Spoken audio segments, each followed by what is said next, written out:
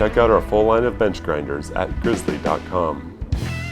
Microjig, maker of the gripper. Work safer, work smarter. All I have left to work on are the slats that you sit on for the bench and the back slats. I'm going to work on the slats that go in the back next, and then I can work on the joinery in the crest rail and the lower rail to receive them.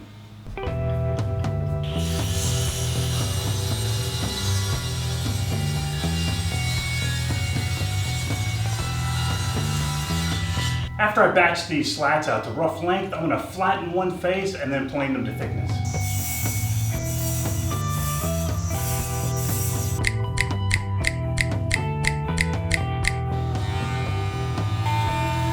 I made a center slat that's 2 inches wider than all the others. Now I can plane all the slats to the same thickness.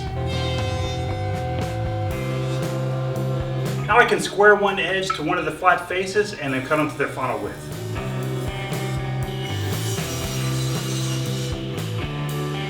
When I go to cut the slats to their final length, it's not extremely critical that I get them perfectly to the length that I need. All I need to do is make the mortise foot in the leg a little bit longer than I need, so that when I go to clamp this guy up, when I glue it, I have the clamp on the bottom and the clamp on top of the crest rail. I can sneak up on any imperfections there might be in the length of the slat.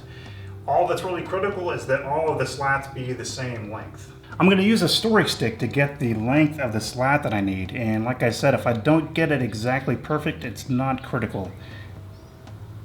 I'm going to use the same story stick to set the stop lock on my miter gauge. I've already squared one end of all my slats, now I can just batch them all out to length.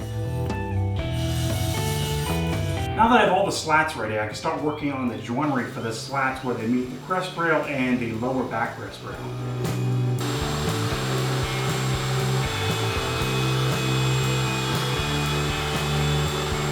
Now that I have all the mortises for the back slats finished, I can start working on the seat slats.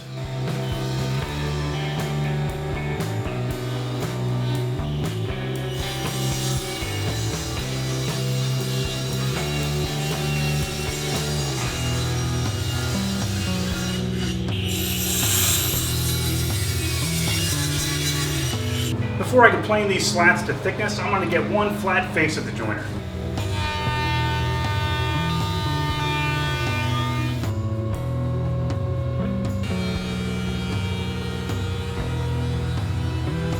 I edge jointed one side of all my seat slats, now I can cut them to their final width. In order to get the length of the seat slats, I went ahead and did a partial dry assembly of the bench carcass, and I'm going to have the seat slats extend 1/4 inch past the side of the leg. After everything is assembled and I have the armrests on and everything is glued, I'm not going to be able to get a drill in here in order to pre-drill into the rails through the slats, which I intend to secure with screws. So what I'm going to do instead is pre-drill everything before I do the assembly, and I'm also going to countersink for the screw heads into the slats, and after everything is assembled and glued, I'll come back and plug them with some oak. I made a wooden spacer, one on each side, to go in between the slats when I go to pre-drill into the rails, and I'm going to use the same wooden spacers all the way down so that they have the right space on each slat. I'm going to pre-drill one on each side for a screw. I still need to make the mortises in these two rails for the center seat support rail. I haven't forgot, and I think I'll do that next. In order to make the mortises in the front and rear rail for the center seat support rail, I'm going to use a plunge router with a spiral bit. And I'm also using a straight edge, and I have both rails clamped together with their edges facing each other so that when they open up like that, they're mirror images of each other. So with the clamped straight edge going straight across, as I run the router down, the mortises will be in exactly the same location relative to each other.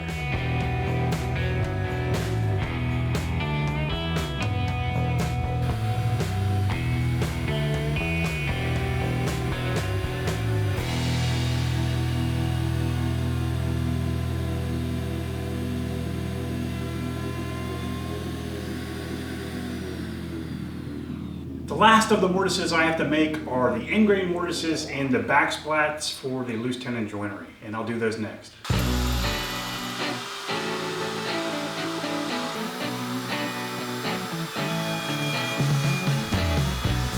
I need need to make my tenon stock next, and I milled some tenon stock to just over a 1/2 inch thick at the planer, and I'll take it to its final thickness using my drum sander.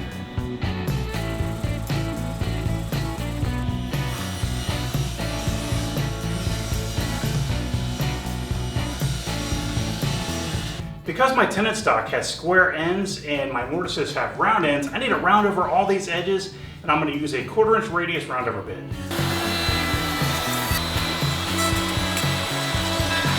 In my experience, the best way to cut the tenon stock to length is to use a table saw sled and a pencil.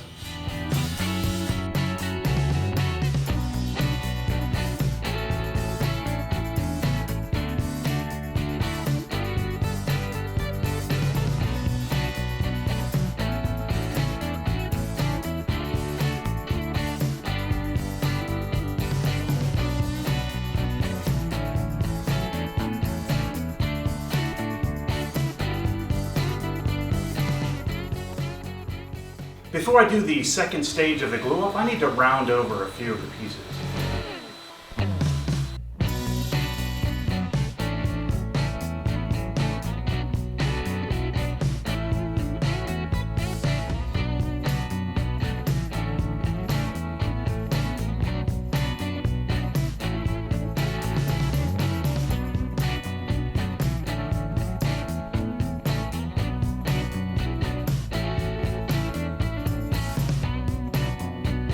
After a few clamps, the second sub-assembly is finished.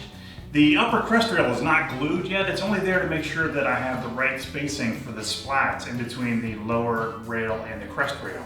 The crest rail actually still needs to be shaped, so I still need to do that.